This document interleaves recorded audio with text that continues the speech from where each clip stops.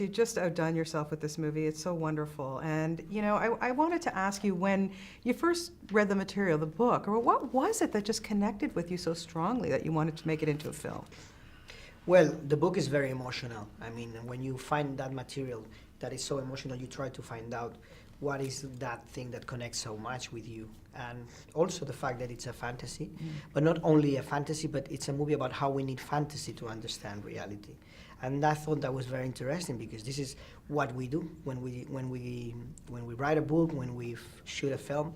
We're trying to give a more real vision of what life is about. I think somehow fiction or art can give us a better comprehension of what life is about, even more than life itself. And how we deal with our demons. Exactly. I mean, can you talk a little bit about that? Because the monster and how Conor deals with it is unbelievable. And I can't believe that there's not a person out there who can't relate to the people in this film. I think what makes very human the monster is the fact that he's the monster. He's the result of what Conor is going through, but at the same time he's the solution. And that contradiction makes it very human. I think that's what Conor needs to learn, that life is about contradiction, that things can be black and white at the same time.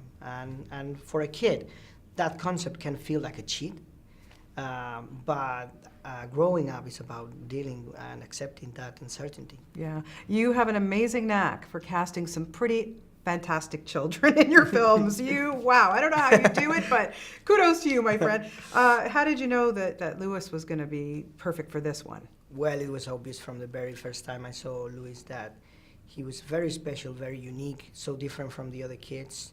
We were doing the auditions, and most of the kids were very emotional with the scene we were doing, and he was reluctant to cry. That was very unique. He was more about rage. And this is what I think one of the best ideas in Patrick Nett's book is how, instead of going to the emotional, he goes to the rage, and how a kid doesn't know how to deal with his emotions, and he turned those into rage. And I thought that was what made Louis so special about his audition. Yeah, and of course, you know, visually it's so stunning too, with all the illustrations and the special effects and everything. How did you find the balance between that and the drama in the movie? Well, it's true that when you read the book, it's an illustrated book, so it's very difficult to separate the story from the drawings.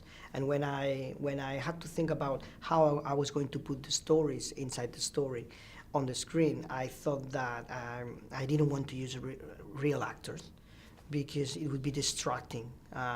So I thought about animations, and by doing that, I was finding a way of putting Jim Kay's illustrations into the story. And of course, we had to recreate a giant monster, a 40 feet tall monster, using spectacular visual effects. But you all the time need to be very, very focused in knowing that this is a story about a kid and his mother in the center. Yeah, the emotions, of course, run so high in this movie. And I want to know, what was the first film that ever made you cry? The first movie that made me cry probably was E.T. from Spielberg.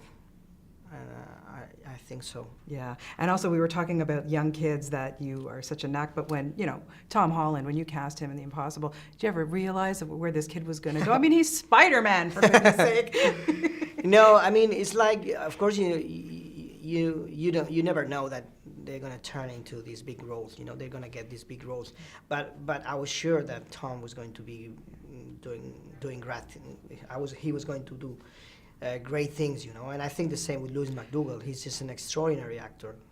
Yeah, everybody you've cast is fantastic. Thank you so much for this. It's a wonderful film, and hopefully we'll see you at TIFF with your next one, right? Okay, you got to keep your track record.